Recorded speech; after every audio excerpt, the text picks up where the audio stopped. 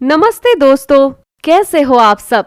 तो चलिए सुनते हैं आज का टॉपिक। आज का टॉपिक है वट सावित्री की पूजा के बारे में। तो चलिए सुनते हैं कि वट सावित्री पूजा की व्रत कथा क्या है। वट सावित्री की पूजा के बारे में हर सुहागन औरतों को पता रहता है, क्योंकि ये वही पूजा है जिसमें सुहागन औरतें अपने पति की लंबी उम्र की कामना करते हुए इस दिन व्रत रखने वाली व्यक्ति पूरे दिन भी भूखी प्यासी रहती है। शाम में सूरज डूबने के बाद वो पति की लंबी उम्र की कामना करते हुए सारी औरतें अपने पति के हाथों से व्रत को खोलती है। तो चलिए सुनते हैं इस वट सावित्री व्रत कथा के बारे में।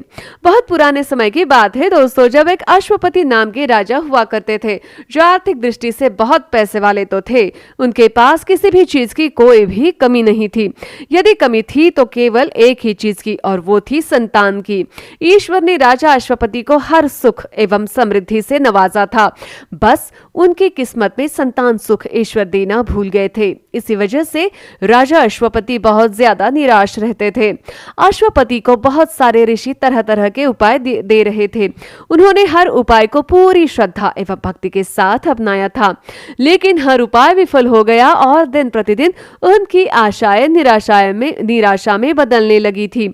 लेकिन उन्होंने कभी भी उम्मीद करना तो नहीं छोड़ा और 18 साल लगातार संतान प्राप्ति के लिए जो भी उपाय अश्वपति कर रहे थे, वो उपाय एक दिन सच में सफल हुआ और अश्वपति को संतान सुख की प्राप्ति हो गई और उन्हें एक पुत्री के पिता होने का आशीर्वाद भी प्राप्त हुआ। ये कन्या और कोई नहीं थी, स्वयं सावित्री देवी थी, जिन्होंने अश्वपति को कन्या संतान प्रदान किया था। इसीलिए अश्वपति ने खुश होकर अपनी पुत्री का नाम सावित्री ही रख दिया था। सावित्री जैसे जैसे बड़ी हो जा रही थी, दिखने में उतनी ही वो सुंदर थी और ऐसे सुंदर नारी के लिए वर मिलना बहुत मुश्किल सा होने लगा था। लेकिन एक दिन सावित्री के जीवन में ऐसा समय आया जब उनके जीवन में सत्यवान जी का आगमन हुआ और सत्यवान को देखकर उन्होंने पिता से उनकी शादी की मंजूरी दे दी थी। जो व्यक्ति सत्यवान का संबंध लेकर अश्वपति के पास आया था, उन्होंने साफ साफ ये बात कह दी थी कि सत्यवान दिखने में भले ही सुंदर है, भले ही उनके पास सब कुछ है, ऐसे आराम की जिंदगी है, लेकिन उसके पास एक चीज की तो बहुत कमी है और वो है सत्यवान की आयु बहुत ही छोटी है। अल्पायु में ही वो मृत्यु को प्राप्त कर जाएंगे।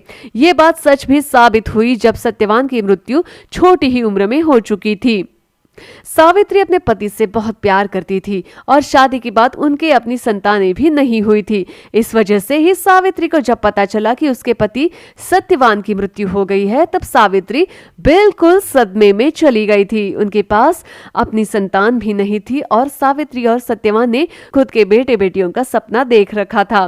लेकिन सत्यवान की अचानक मृत्यु की खबर सुनकर सावित्री ने बिना एक पल गवाए वट सावित्री जैसे कठिन पूजा का प्रारंभ किया और अपने भक्ति से स्वयं यमराज को भावुक कर यमराज से उन्होंने वरदान प्राप्त किया कि उसे 100 संतानों का सुख प्राप्त हो जाए। इस तरह से वट सावित्री की पूजा वाले दिन शाम के वक्त प्रदीप जलाकर सुहागन औरतें एक साथ बैठ जाती है।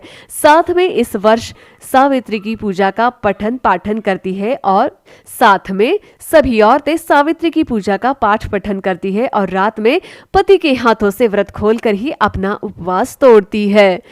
तो दोस्तों, कैसी लगी आपको ये वट सावित्री कथा की जानकारी? मुझे कमेंट सेक्शन में आपके ख्याल जरूर सुनाइएगा। तो चलिए मिलते हैं अगले टॉपिक पर। धन्यवाद।